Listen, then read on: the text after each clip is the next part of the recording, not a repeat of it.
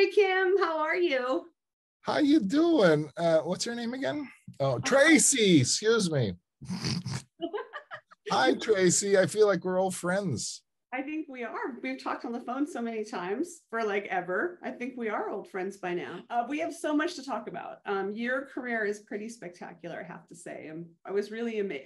You've done so much. So before we jump into all the big Phil Collins millions of questions, I want to talk a little bit about you, if that's okay. Well, all depends on what you talk about. My gonna adolescent years were pretty wild. Oh, just kidding. Go ahead. I'm going to talk about when you were young. So, I'll try to be nice. Harry Kim was born and raised in New York, where he attended high school for the performing arts and prepared for a career as a classical trumpeter. After high school, Harry relocated to LA and soon discovered the world of funk and jazz.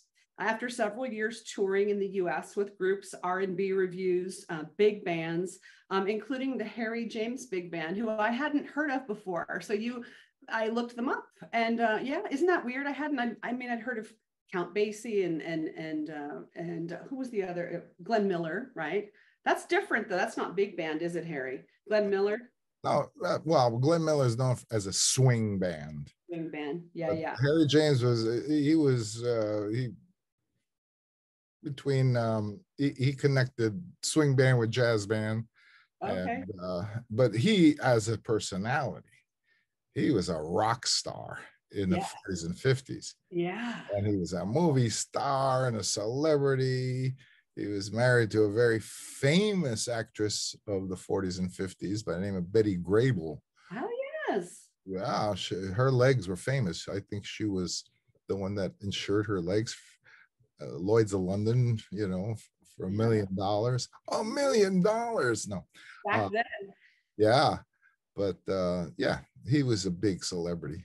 Yeah, Harry James. Yeah, that's neat. You didn't get to tour with him, but his orchestra, because he was already retired by the time, or no?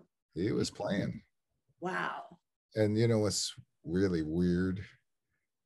I'm older now than he was when I toured with him. No kidding. Wow. That is weird, right? Mm-hmm. Somehow you're younger than he was. Like, we're getting younger. Even 60 is now like the new 40. Tracy, are you fishing? No. Oh, you look so young and beautiful. Oh, thank you, Harry. I look so good for 75. No. No, pretty good. No. Yeah. Okay. Latin music took a front seat for you during the disco era, which I think is really cool. And I'm pretty sure that you must have been a child in the disco era, Harry, because you look really young.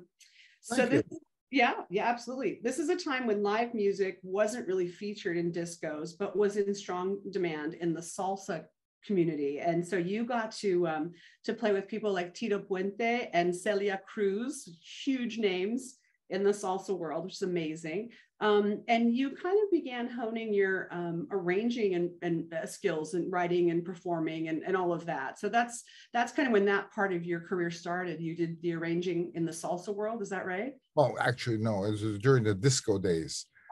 Because, they used to use big orchestrations with strings and horns and all that during the disco days. Yeah. So I used to get hired to arrange and play. That's cool. And I did a lot of what they call earning while learning. Mm-hmm. And it came out good. I mean, I think strings are so easy to write for because whatever you hear sounds great on strings, no matter what you write. That's cool. But it was just, it was a great experience to stretch out beyond the horn world. Yeah, no, I'll bet. I mean, the arranging thing, I was arranging every band I had been in even as a teenager, and we'd play Chicago tunes and Blood, Sweat, and Tears and all that. And nobody knew how to write for the horns, so I took it upon myself to write the horn arrangements. And they were not original arrangements; they're what they call takedowns. You listen to the record and you take it down, you write it on paper, and that's a big part of how I learned how to arrange: listening and taking down. Chicago, especially, how they would voice the horns, and anyway, that was a big part of my thing. That's neat. I mean, obviously it served you well in your career because you ended up doing so much of it, throughout your career, which is very cool. The next little bit is so intriguing to me. You joined Stevie Wonder's Wonder Love, which is his band of musicians. And that opened the door for you to perform and record with people like Marvin Gaye, Aretha, the Four Tops, the Temptations, Smokey Robinson. We could probably talk for hours just about that, but how long were you with them, and how was that? What was that like? It's a really funny story. Wonder Love was Stevie's background band. And let me tell you about the audition. Yeah. People like hearing this story. Yes. Yeah, I went to the audition, and I think there were about 8 trumpet players sitting down there. And Stevie walked in and he said hello to all of us. And he said, the first person that could play this gets the gig. Now, the reason why that was important, because Stevie at that time was notorious on his live gigs to sing out parts to the horn players, and they would pick up the horns and start playing whatever he sang. So that was important. We have to go back a second. You mentioned I went to Performing Arts High School. Performing Arts High School is really famous because it's the school that they modeled. It was the film Fame, and the TV show Fame was based on that school. And I went to that school. That's why I'm going to live forever. I'm gonna learn how to fly. Love it. Right. So, but we got extensive training there in high school. And one of the things, we got college level music training, theory and stuff like that.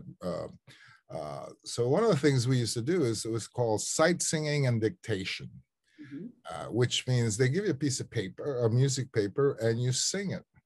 And they use the solfeggio, the do, re, mi, fa, sol, that kind of thing. So you learn to sing it. And then part of that class is ear training, where the teacher would play something on the piano and you write it down without having the instrument in your hand, So I did that. So this thing with Stevie was like, I could do that, But what he played was something that came out in an album later.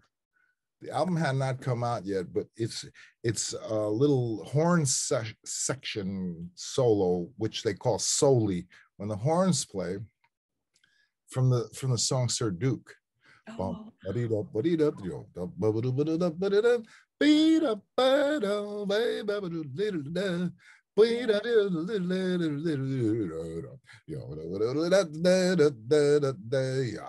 All right.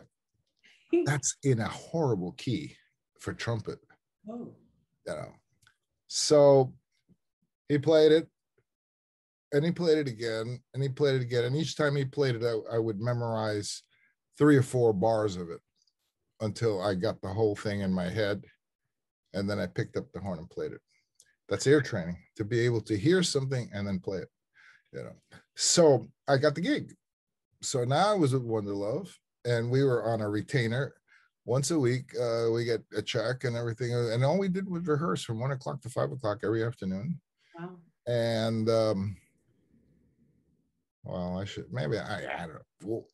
One of the horn players was not a nice guy. Oh. He took advantage of me being so young and everything, and he started having me write out the entire repertoire of Stevie Wonder.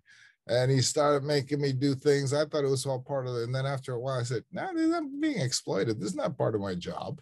And but the worst part of it was the whole band was sent to a place in Louisiana called Bogalusa. Back then, they were like resorts. If you were doing a record, you lock it out. You pay for it for 6 months, and the band lived there. And it was like complete with, food and all this kind of stuff. It was a big deal back then. I think Chicago, the band Chicago had one that was famous, Caribou Ranch or something like that. So it was a perfect environment for creating. You go there, you live there, you record every day, you ride horses and all this kind of stuff. So this particular one, they went to Baglusa, and they didn't take me. And I was like, what? And I found out that this guy withheld information. He enjoyed keeping me on the edge of my seat. Mm. So he just made me feel like I was being left out. Mm. So I called Stevie and I quit. Wow. Because I felt like, oh, this is crazy. Later on, I found out that the band went there to record tracks and vocals, but the horns were going to come later. Mm. But the guy could have easily told me that. He saw how stressed I was about this whole thing. I was young. I was like 23, 24. And I said, my pride said, no, I'm quitting. Stupid. I could have been collecting this retainer week after week after week for doing nothing. Anyway, that was my story with Stevie. That's and amazing. Wonder Love. That is really, really neat. Now, you still kind of in that Motown vibe, you got to be an onstage performer for the 25th anniversary of Motown, that amazing show, meaning you got to perform with Motown's greatest all-time stars. And if people listening don't remember this history-making show, it was the night Michael Jackson first did his legendary moonwalk. And we're going to talk more about this later in the interview, but I mean, that's an amazing part of your history. In 1985, you joined the Phoenix Horns, and I think it was Michael Harris that you replaced, if I'm not mistaken. The Horns were the celebrated horn section of Earth, Wind, and Fire, and together you guys performed for artists throughout the US, Europe, and Asia, including 2 tours with some pretty famous French icons, Michel Berger. I do not speak French. You said that so well. Oh, thank you. I tried. Okay. I practiced.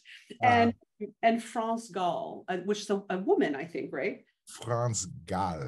France Gall. Which is funny because that means France. France. So you got to play with them, which I did a lot of research on all these people, and they're extraordinary, famous, huge talents. I mean, yeah. France Gall was a teen star. Yeah.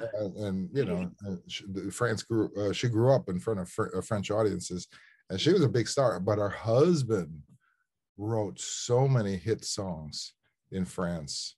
It was hugely famous. Yeah. Berger. Berger. I did this thing on YouTube that tells you how to pronounce things. I'll tell you something. I spent so much time in France. I came up with this thing. The most used word in the French language is FFF. And it's the same as forget about it. Forget about it. You know, it could be used for anything. That food was so good, forget about it, you know. I was so sick. I'd never been so sick in my life. Forget about it. And it's, you know, that's the sexiest woman I've ever seen. You know, well, that's the ugliest. PFF, the most used word in the French language. Okay, I had to throw that in. That's fantastic. All right, so here we get to the Phil Collins part of your history. So Harry, in 1989, you participated in the making of Phil Collins' multi-award-winning record, But Seriously, and the world tour that followed. And that was the beginning of your long association with Phil. Around that same time, it's my understanding you formed the amazing Vine Street Horns. You found that having a high-performance horn section with guys that you had worked with for a number of years was actually to your advantage, and you got to do all sorts of things, you know, throughout those years. And in 1994, Phil called upon the Vine Street Horns to join him on his Both Sides tour, which was an extensive 18-month tour.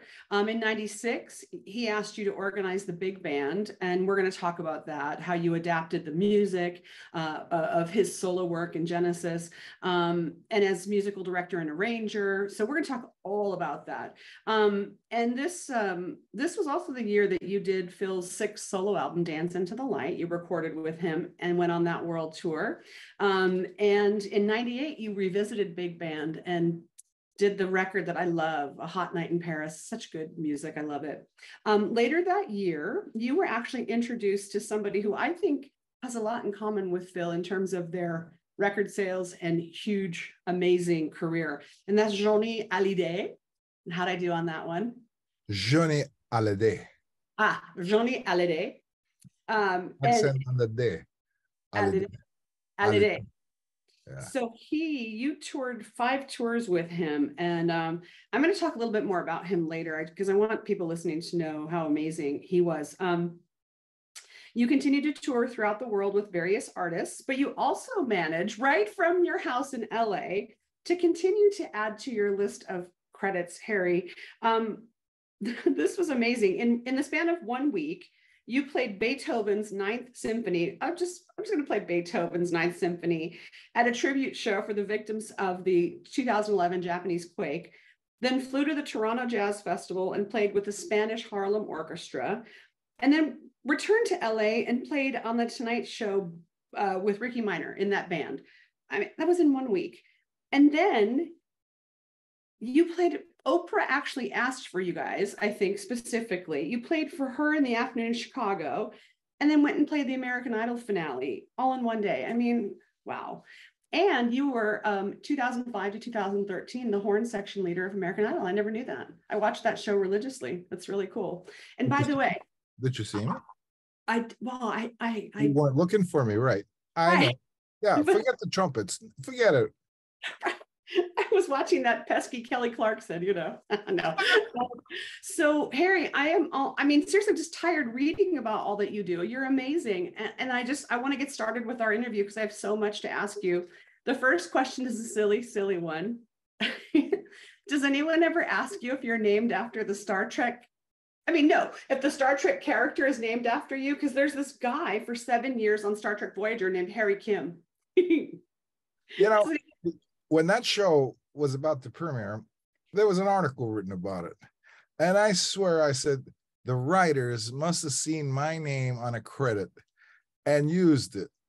But then come to find out later on with the internet, because I thought Harry Kim is the oddest name to have.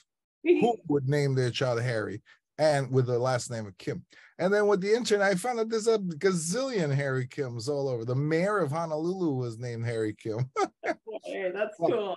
Coincidentally, I was playing with the Four Tops, and we were hired to play. I don't know what you would call it. It was a huge party for the night that the show premiered. Oh. So they did this big party, and the Four Tops, and we performed and all that stuff. And then when it was over, they had TVs all around the room, and the show premiered. And it was part of my mission to look for the writer and say, I'm Harry Kim. What's the deal? But I never found them. So that was funny. Yes. I don't know. It will remain a mystery. And maybe someone involved with the show will have watched this because they'll say, Harry Kim, really? And then they'll get back to you and tell you, well, this is how it happened. So Harry, you're a pretty darn famous trumpet player, if I do say so myself. What caused you to want to play trumpet, and how old were you when you first started to play? Well, I saw a movie when I was a kid, and the opening credits had this trumpet. I fell in love with that sound, and I knew I wanted to create that sound. And the guy who played that soundtrack was none other than Harry James. Oh. Yeah. So when I was 12, I went to junior high school. That year changed my life. I started playing trumpet. Wow. So that's it. I was like obsessed with the trumpet, like kids today are obsessed with their Xboxes. That's all I want to do is play trumpet, play trumpet, play trumpet. That's amazing. Well, do you play other instruments, Harry? No, the trumpet is hard enough for me. It's really, my whole focus has been on the trumpet, and I play related instruments like the flugelhorn and the classical horns, the piccolo trumpet and cornet and stuff like that. But it's basically the same instrument. But my main instrument is the trumpet that everybody knows, which is called a B flat trumpet. Yeah, and that's it. That and flugelhorn, and that's it. I'm not doing any more than is required because it's damn hard. I bet. Oh my God. Okay, so we actually spoke before this interview about quite a few things. We like to chat.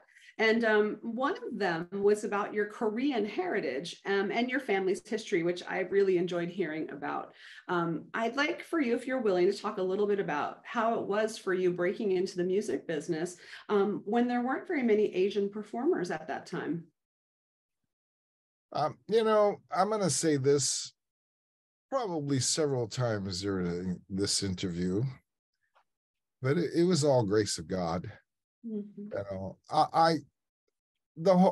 My ending up on earth is grace of God. My grandparents on my mother's side were Korean. During the turn of the century, it was occupied by the Japanese at the time. There was a lot of poverty and turmoil in Korea. So they had contractors over there, just like they had in China when they were building the railroad here, just hiring Chinese laborers. Well, they were doing the same thing, hiring Korean laborers. And in my grandparents' case, they thought their life was gonna change if they took a job to go to work in a plantation in Mexico.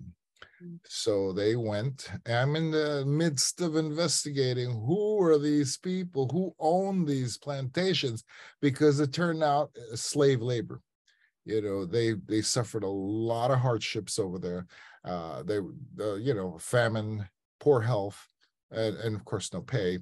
So at a certain point, a group of Koreans, which I'm trying to find out why and how and who facilitated this, escaped to Cuba. And my mother was raised in Cuba, and my uncle and all these people. So my mother was very valiant, courageous woman.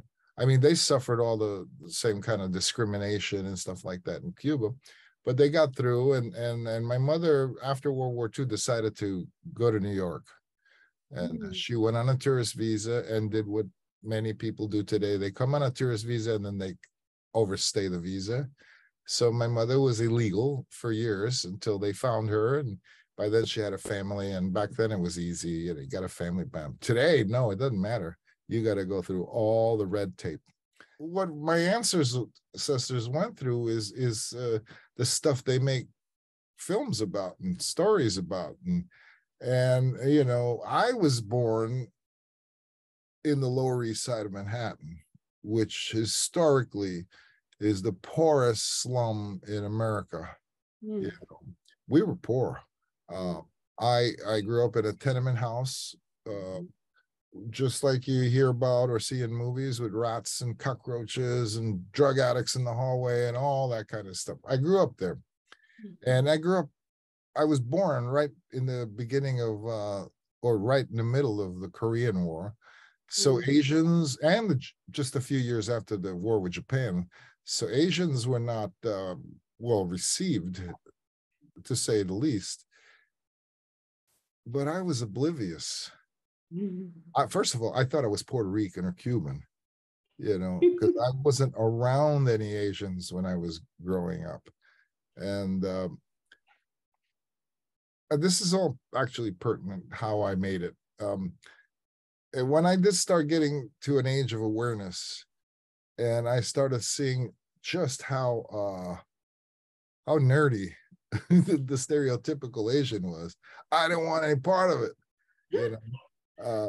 So I mean, I clung to the Latin culture, and I think that's one of the things that saved me, as far as I'm going to do something that nobody else is doing in the Asian world.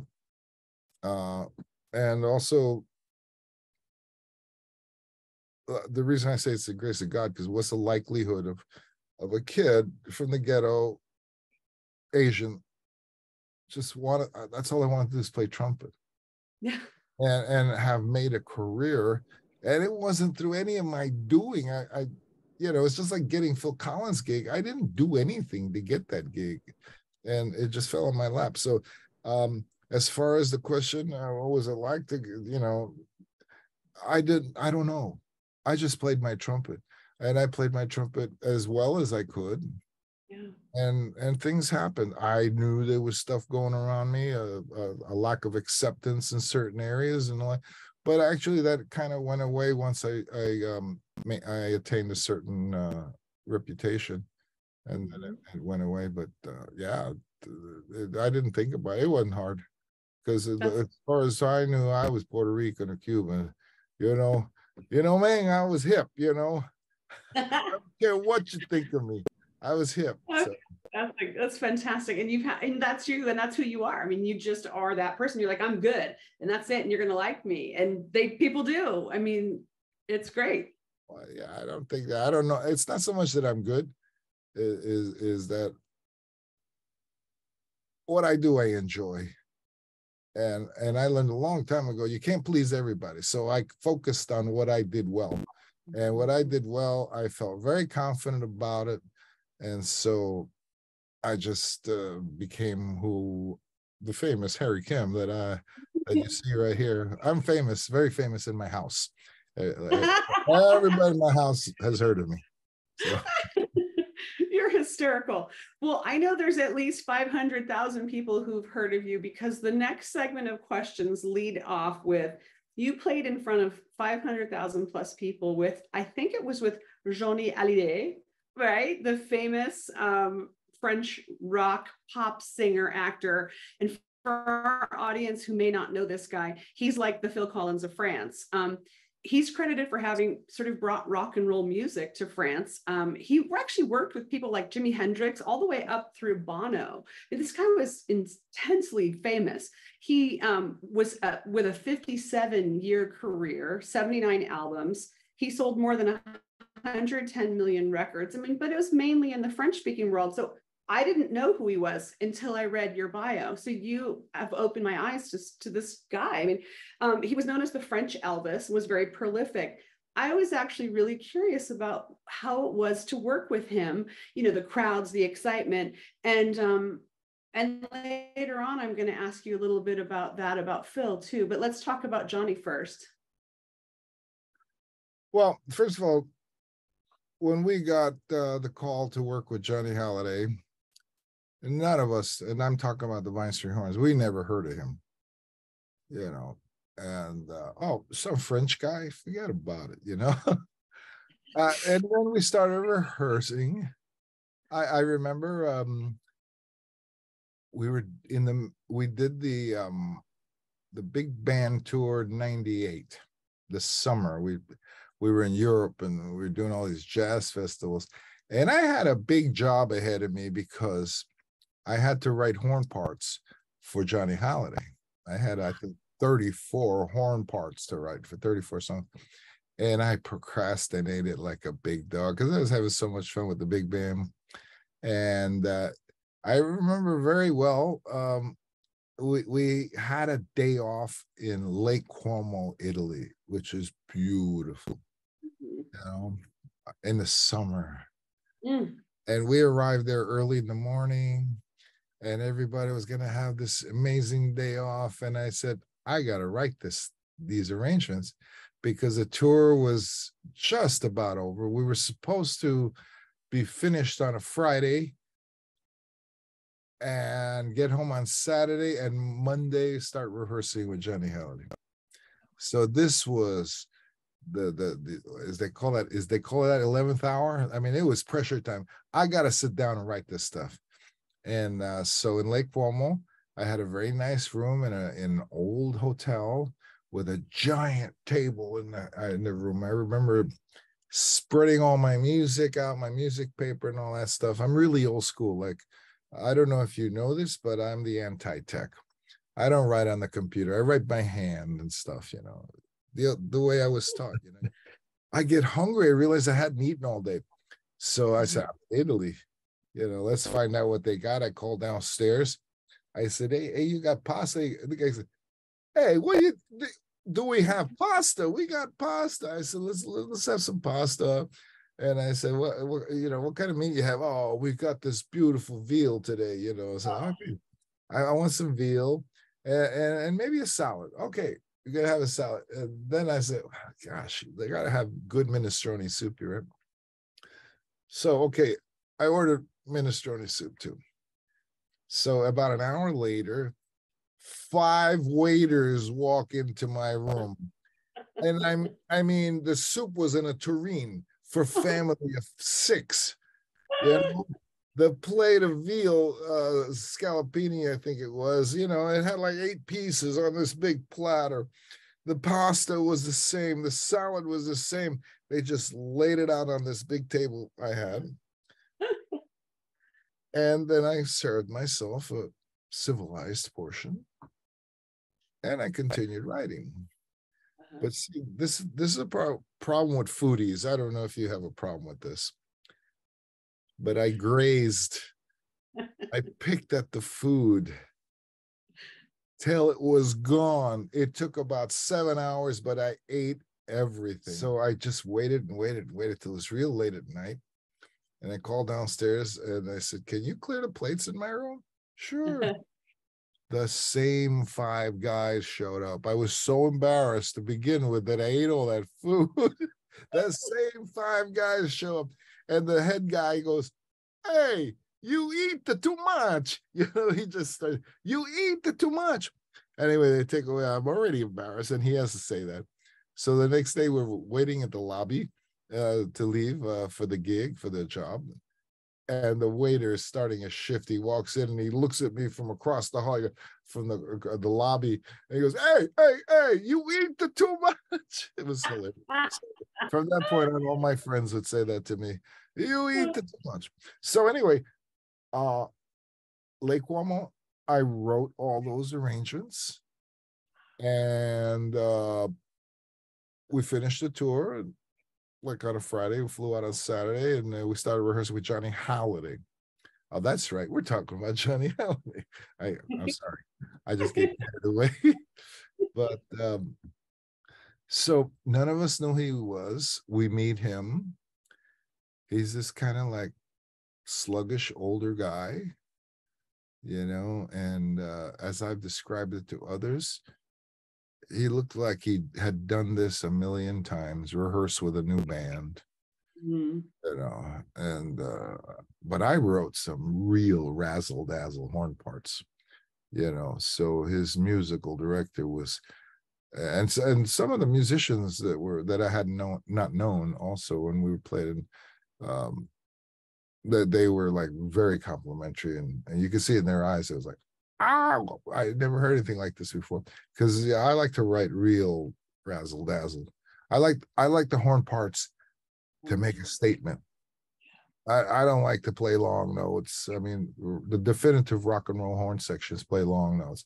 You got synthesizers to do that, I want the horn parts to have impact.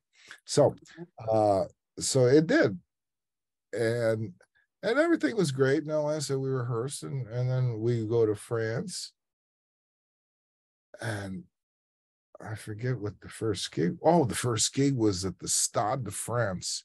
Oh, yeah. This was a brand new soccer stadium built for the World Cup.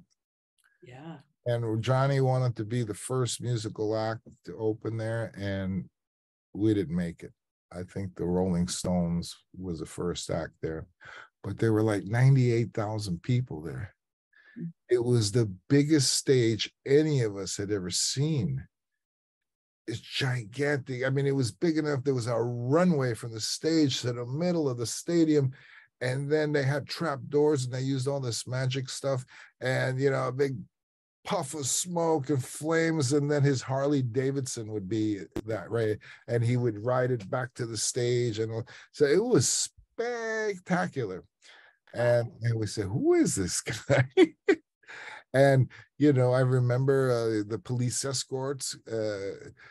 After the first show, we went to this restaurant, and you know, he wasn't shy about it. He loved the sirens and the motorcycles and all that stuff, and the crowds of people. I don't know how they knew what restaurant we were gonna be here, you know, paparazzi and all this. And we said, this guy's good. He's big, you know. And then we find out that, yeah, there's nobody bigger than him and never will be in France. And consequently, as the years went by, he introduced France to country western, to blues, to hard rock. And so Jimi Hendrix played with him and stuff. He was responsible for bringing all this music to France. And because he was so famous, every great French composer would write songs for him, and he'd have hit after hit after hit after hit. And then on top of that, he was a really good-looking guy. He had this Jimmy Dean looking thing. Oh. And he led a life of sex, drugs, and rock and roll, which the media loved, ate it up. He was on the cover of every magazine every month. Even when I was working with him, he was on the cover of magazines. He hung out with Hell's Angels. He had near fatal car accidents. He had dated very famous French actresses and models. He attempted suicide over a love affair. You know, the people ate it up, and it was constantly on in the media. And all those things combined made him a superstar like there will never be again in France. You know, I remember one time there was a popularity poll, or what's most famous about France. Number one was wine. Number two was baguette bread. Number three was Johnny Hallyday. Wow. And you got to work with him. Oh, it was a gas. I mean, yeah, he was a rock and roll star. You know, he was a rock and roll star, and we played big venues. One of the ones we did, I think it was in 2000, in the Eiffel Tower. Yeah. They built a stage right in front of it, and if you've ever been to our Eiffel Tower, there's this long line. It was all packed with people. It was like 500, 600,000. We did that again. I forget what year, 2009, and it was estimated there was 800,000 in that area, but just outside of it, there was over 1 million people.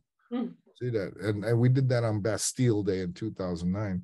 Wow. It was big. And we did DVDs and a live record every time we went out with him. He was, that was, you know, a different kind of experience than Phil. Phil was superstar rock and roll, but not so much like Johnny Hallyday. Johnny Hallyday was rock and roll. By the time I was working with Phil, those tours were family tours. Mm-hmm. I took my family with them. People had their wives out here and there, and it wasn't what you think about wild rock and roll. Phil Collins is Phil Collins, regular guy. Yeah. And his tours were regular guy tours. You know? That's neat. Yeah. No, that's neat. And so we're going to talk about those tours, but we have to talk a little bit more about you. And I don't want to miss this bit. I talked earlier in your bio that you were actually on stage when Michael Jackson did his famous moonwalk. Just tell me a little bit about that. Did you get to meet Michael? Did he do those moves in rehearsal, or did he do it for the first time live? And what was the circumstance that how did you get on that stage? Well, Motown 25 was a very ambitious show. Berry Gordy, who is just one of the great men in the music history, he ran the whole thing. And there was the musical director was a guy named Gil Askey, who was responsible for writing so many arrangements in early Motown. He wrote the soundtrack music for Lady Sings the Blues and all this stuff. So he was in charge of the music, along with Smokey Robinson. So what we did was we rehearsed the music I don't know, a couple of weeks, something like that. Michael Jackson came in just to give his opinions of how he's very low key, very quiet. He didn't have a lot to say, and we just moved on. We play with the Temptations music, and I don't even recall that they were there. We just rehearsed music, and then we did. I don't know how many days we actually rehearsed at the venue, but I'm sure we rehearsed. This was a long time ago. I was just a kid, so my memory is jarred. But we must have rehearsed because, when you do these TV shows, they got to spend a lot of hours camera blocking and all this kind of stuff. But I don't remember it being tedious. But on the day of the show, everybody came armed and dangerous. We never saw the Jackson 5 do their thing till that night. Wow. And part of that thing was, Michael Jackson and the Jackson 5, they did a whole thing. But then, I don't know if you've seen the video, he goes, Michael Jackson talks about, I love the old times and the old music, but I also love the now times, or something like that. And we go into Billie Jean, which is a brand new tune. And he did his Michael Jackson that everybody saw with the glove and all that stuff and the tipping of the hat and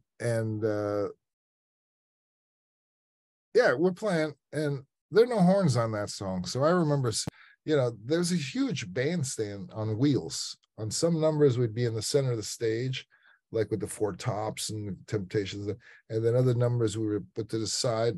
And when Michael Jackson and the Jackson 5 did that part, we were over on the side.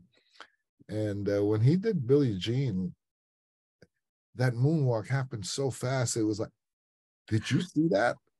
Everyone, did you see that?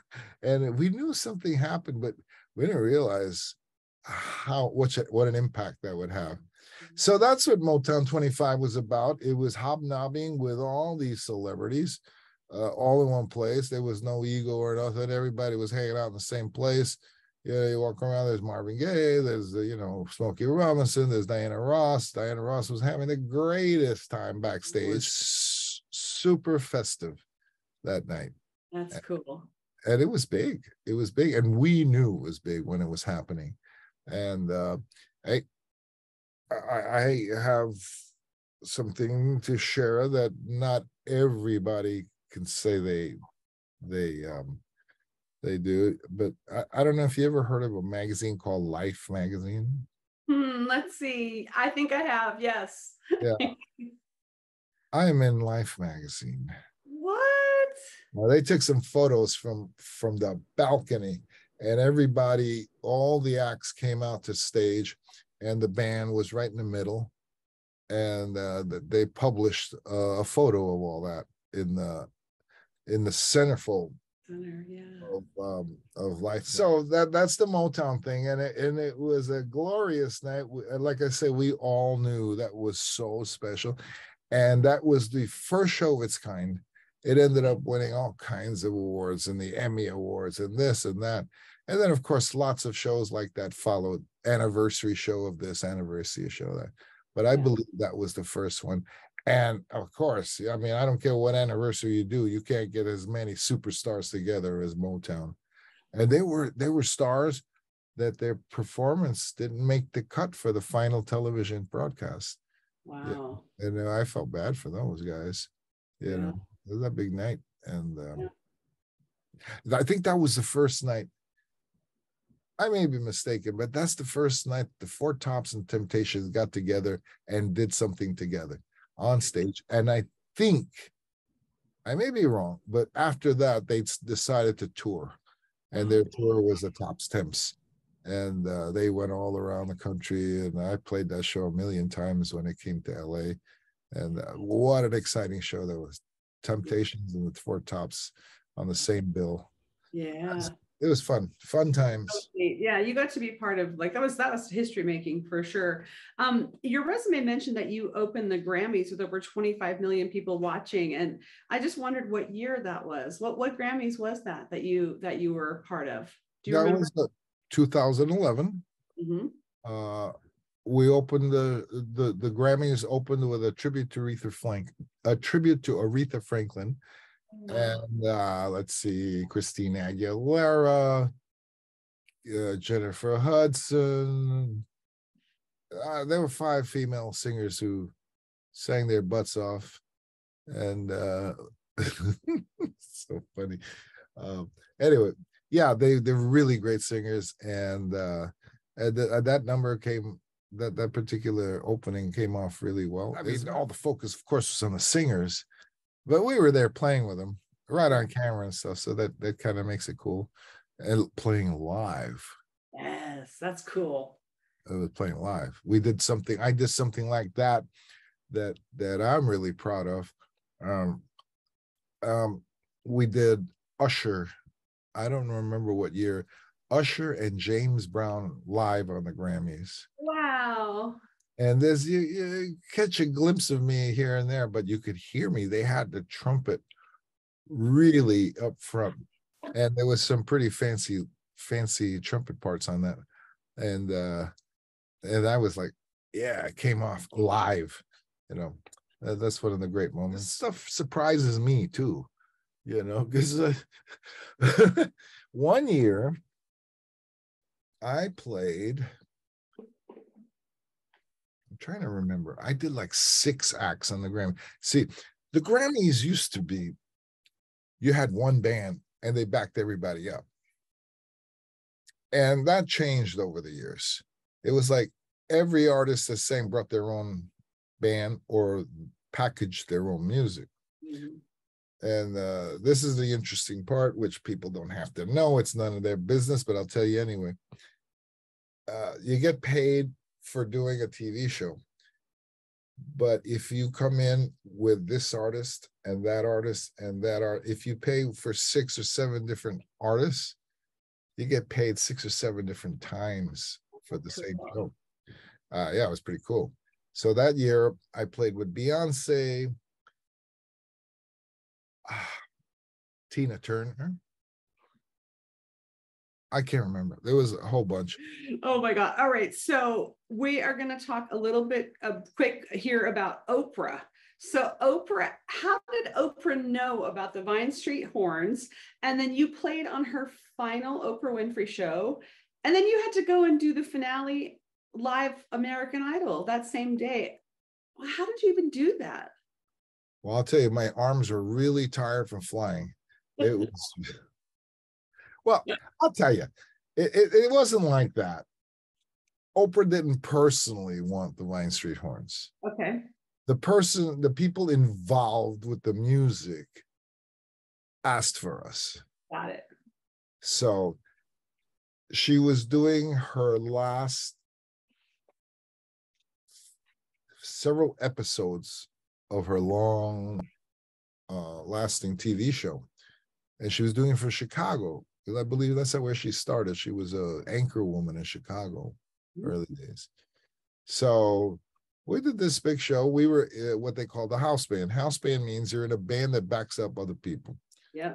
So I the one that sticks out the most is that we backed up Beyonce. She was spectacular. Her musical numbers. She's like an entertainment genius. It's so cool, the dance steps the girls do and everything. And I think she's saying, what is that about putting a ring on your finger? Oh yeah, if you like it, then you should have put a ring on it. That one. Holy cow, that number was so cool. Yeah, all the single ladies did the dance. Yeah, all the single ladies, all that stuff. And she did another number, but she's all about empowering girls. She's good. I remember back in her, I don't remember anybody else because Beyonce looked so good. Right. So yeah, and that was pre-recorded. Okay. right? Mm-hmm. We did that, and then I don't think it was the same day. It was the next day after we finished filming. I flew to LA Yeah. to do what was it I was doing? The American Idol. American Idol finale. Yeah. Yes. And Which, that aired live yeah. that night. And then it was like the Oprah final episodes aired that week too. So Yeah. yeah, I don't know how that happens. You just touch, everything you touch is just like the most fabulous people at the most fabulous time. It's amazing. And I see, whenever I would see old Phil Collins shows or see Phil Collins shows live, I would always notice you because you have that energy. You have that, it's joie de vivre, right? Je ne sais quoi. Right? Exactly. That's exactly it. That's exactly it. Okay, so Harry, if What? you had not become a professional musician, which I mean, I think this is probably a dumb question because there was no chance that you were not going to be a professional musician. But if you hadn't have, what job would you have done? I have two fantasy jobs. Two. All right. The first one is doctor. Okay. I love making people feel better. Aw. I love that. Nice. And you know, but I love that. When I was a kid, the first thing I'd do if somebody get cut, get the antiseptic, get all that stuff, peroxide, the bandages, and I would fix anybody up who had a cut or scrape or something. I love that. But what I really probably would have done, and I thought about doing, I could have done it side by side with music, is to become a chef. Oh. You know, I love the idea of thinking up a flavor, a meal, and figuring out how to make it. Yummy. I'm coming over. Well, on over. But, I mean, without a cookbook, that I didn't have the discipline to learn how to actually cook, you know. But yeah, if I feel like eating something, and it's usually, of course, something I had in my life, and I go, no, let's see what it tastes like. What did it taste like? And I come up with the components. Oh, I come real close to duplicating that taste, that flavor. And what I like about it, it's so much like music. Yeah. When you're cooking, you put your all into it. You put every bit of creativity in what you're doing. And the biggest joy is serving it and standing there and watching people eat it. That's gratification. And it's the same as when you're on stage and you're performing a piece of music that you wrote, right? It's the same. Exactly. Or whether I wrote it or not, you know, it's just the way I interpret it or something. To see people smiling and clapping or crying or standing up and dancing, you know, that means there was power in what we did on stage. You know, what it takes to get 50,000 people, 60,000 people on their feet and dancing. Woo, you know, it's empowering. Yeah. And it's not to inflate your ego, but to realize what kind of power you're wielding with music. Yeah. And that makes you happy. And then, you know, I always think about the positive effects that it has on people. I always think that music heals. Mm-hmm. And I always have the intention when I go on stage that my playing is going to heal somebody. I mean, you may have 60,000 people in a stadium. Maybe one person needed to hear what I did, and make them walk away with a smile. Anyway, easy. We used to pray right before every show, Phil. That was one of the key things. You know, people walk away with a smile and let them forget. You know, because when you think about it, you have all these people come to a show. They might have just had a huge argument with their husband or their wife, or they may be separating or have broken hearts, and they come to a show for 2.5, 3 hours, and they walk out of there a different person, you know, and with the strength to come to reality and face whatever has to happen. So it's a I think it's a gift that you can experience that, but it can also be a burden, you know, if you feel like, oh, I have to do that every night. So it's nice that you can see it in the positive, you know. I just, it's a lot. You know, if I was this artist in the spotlight, I could see that. But everything in the show is built in. You know, every night I'm going to try to do my personal best. You know, the audience might not hear, but I have some shows that are better than others. I may have executed a little thing a little bit better than the night before. So that's what you strive for, this as perfect as you could do it without compromising the passion and the feeling, and while making it look fun and easy at the same time. And when that happens, it's a very effective, because it is fun and easy. Yeah. And I think the people sense it, you know. Yeah. They sense it. Oh yeah. Yeah. And when I've gone to shows, I can get the vibe whether the guys just had a good night or a bad night, regardless of whoever the artist is. You know, the audience can tell, you know, for sure. Now, Harry, what's your favorite genre of music to play, if you have one? If you don't, that's, you know.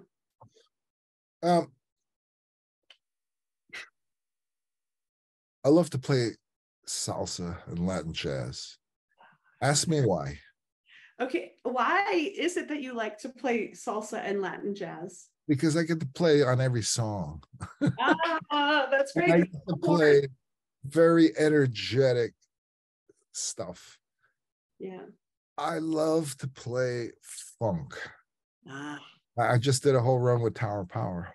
Oh, cool. Wall-to-wall notes from the first to the end. The whole show is like, ask me why I love that. Why do you love that? Because there's lots of trumpet.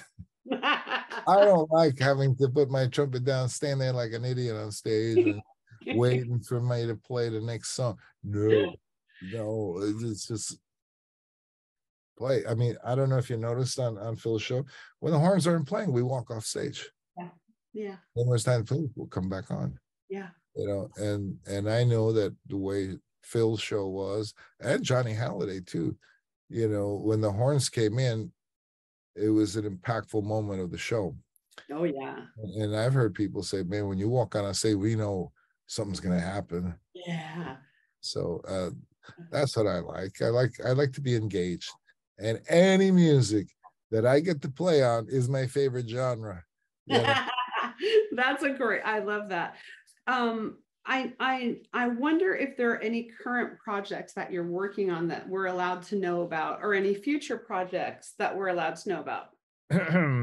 Okay, this has been in the planning for years, and gets pushed away, because I always thought, well, when I reach a certain age, you know, my career is going to slow down, but I always have something important that I could lean on, and that's education. You know, there's a big demand for a person with various experiences to go and talk to college students. They want to hear from real musicians that really did it, and bring out things that their professors can't talk about because they haven't experienced it. So there's a whole career in doing that. I was thinking I'd be doing that by the time I was in my 60s, and no, I was too busy. And, you know, I won't tell you how, I'm still not ready to do it, because I'm still busy. So, and I'm busy, meaning that people still call me to work. Yeah. You know, and I mean, I have an incredible lecture. I've done about a dozen of them. I really enjoy it. I like to talk to young people because I'm so used to talking to my son. My son is 31 now, and I've talked to him and his friends since they were little growing up. And I'm really good at talking to young people. And besides, I'm not BSing. I tell them about my life and what I've discovered. You know, I like to tell people when I do my lecture that I'm going to give you 40 years, 50 years of lessons I learned all in this next 2 hours. So take notes. And really, there's a lot of mistakes you make in a career, and I know what they are. So I could tell young people, you know, watch out for this and don't do this, and you're going to be cool. The biggest thing not to do, and this is the biggest thing I've learned in life, don't worry. It's going to work out one way or the other. Life works out. That's a great lesson. One that I need. I'm a worrier, very anxiety prone. Oh, don't be that way, because there's so many things in life you can't control. You just do your best. And another thing that I talk about is, the secret to happiness in anything, including relationships: low expectations. Everybody laughs when I say that, but think about it. Expectations is what brings a relationship down with career or with another person or anything. Too many expectations leads to too many disappointments. When you take the core of what draws you to something that you love, whether it's career or a person, then you weigh it down with expectations. It's a huge burden on the core, and the core breaks broken down. So don't do it for the love. Don't do it for what you can get out of it. Right. And people, I want to be a musician, and do you know you're not going to make money for a long time? You're not going to make money. Do you know that? They don't know that. They go with the expectation they're going to go in there and make a lot of, and do it for the love of music. And you won't be disappointed. Right. If you make money, it's like, wow. And if you don't, it's like, this was fun. And and you could find a music related career and still have fun in doing it. And you just you add a lot of complication in life with expectations and worry and this and that, and and one of my favorite things to tell young people, because I told my son forever, is the greatest luxury you could have in life is choice. And as you get older, you start running out of choices. And when you get to a certain age, you have no choice. You have to go out and work and make money no matter what to support your family. So when you're young, you have so many choices, and treat it as a luxury. And then choose wisely, my young Jedi. Oh yeah. I drilled that into my son. You have time, but choose wisely. Don't waste it, because that's I think fabulous luxury. I'm living a very luxurious life right now. I think I always have, because I could choose. I could choose what jobs I want, what I don't want. I could choose to stay home and watch TV all day, or I could choose to. No, I'm serious. I could go to a restaurant and choose the most expensive stuff on the menu, or choose, the salad, which I stay away from most of the time. Too healthy. No, but just to be serious, I love talking to young people, and there's a whole career in that, And then there's something else in the works, but maybe I shouldn't share that. Okay. Maybe I will. But all the fans out there who like me, one day there may be a book about my life, and well, I guess I'll tell you now. I expect you all to buy it. I ain't giving away nothing free. Absolutely. So, yeah, but I'm doing research on it now. I was hoping that you would share that, because I wanted people to know you're doing it. So yeah. I didn't, I was never a media guy or a Facebook guy or anything like that. One of my biggest regrets from all the years with Phil is that I did not make more friends. It wasn't until after the first final farewell tour that people started reaching out to me in private messenger and stuff like that. I was on Facebook by then, So I started making friends, having conversations with people. And it was always surprising to me that, oh my God, I can't believe you answered me. Oh my, why not? Yeah. And Eric is so down to earth. Well, yeah. Yeah, maybe if I was a millionaire, gazillionaire, I wouldn't be so down to earth. But I'm just a regular guy, plays trumpet. That's it. But and then when this last not yet dead yet thing started happening, I had fans, say, can you just post stuff about the tour? We want to follow it. So this last 2017, 18, and 19, I made it a point to post something almost every day. Yeah. And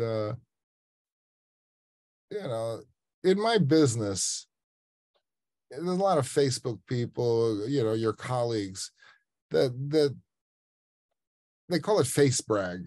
If they can't stand people bragging about what they're doing every single day. But I didn't do that for me. I did that for the fans. Yeah. Because they really cherished seeing the stadium I'm playing or something. And I was shocked one day. I did a live Facebook thing once. Was it Facebook? Yeah, live. I went on live. I had never done that before. I didn't even know how to do it. I had to ask somebody how to do it. And I caught Phil walking from off stage. I followed him on stage. And while I was doing that, I don't know how people know this, but the minute I went live, people were liking and commenting, and all these things kept flying on my screen as I'm going. I didn't want to stop and read anything, but every once in a while, it was amazing how many people followed that thing. Yeah. And others like that. It was a lot of fun to do that because just got closer to everyone in the world. Yeah. And like I say, one of my biggest regrets is that I didn't take advantage of that way back. Sooner. Yeah.